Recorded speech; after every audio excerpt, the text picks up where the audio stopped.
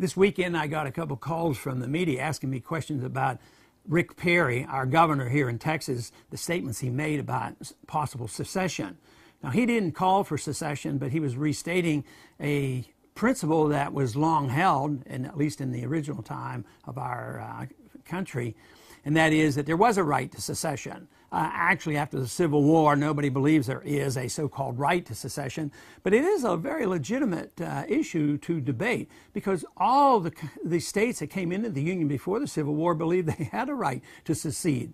And New England in the early part of the 19th century actually considered it, and nobody questioned them about whether they had the right to do it or not. Since the Civil War, it's been sort of a dead issue, but he brought it up. It stirred the media, and believe me, it really stirred some of the liberal media where they started really screaming about what is going on here. This is un-American. I heard one individual say, this is treasonous to even talk about it. Well, they don't know their history very well because if they think about it, it's an American tradition. It's very American to talk about secession. That's how we came into being. 13 colonies seceded from the British and established a new country. So secession is a very much of an American principle. What about all the strong endorsements we have given over the past decade or two of those republics that seceded from the Soviet system? We were delighted with this. We never said, oh no, secession is treasonous. No, secession is a good principle. Just think of the benefits that would have come over these last 230-some years if the principle of secession had existed. That means the federal government would always have been restrained not to overburden the states with too much federalism, too many federal rules and regulations. But since that was all wiped out with the Civil War, the states, the federal government has grown by leaps and bounds, and we have suffered the consequences. And we need to reconsider this. We should think about it. It's not un-American to think about the possibility of secession. This is something that is voluntary. We came together voluntarily. A free society means you can dissolve it voluntarily. That's what the whole issue was about. Just remember one of the reasons that Wilson drove us in unnecessarily into World War I.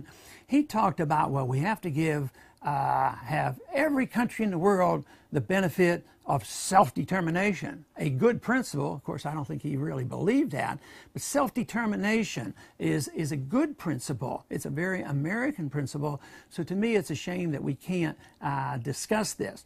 You know, it's interesting that so many of us have been taught for so many years, and as long as I can remember from first grade on up, taking the Pledge of Allegiance, that we have a republic that's indivisible. And we have been preached at and preached it. So therefore, there is no contest, no question since the Civil War that we have even the thought that this could happen. But you know what a lot of people don't talk about, and they really don't even know about, is who wrote the Pledge to the Flag.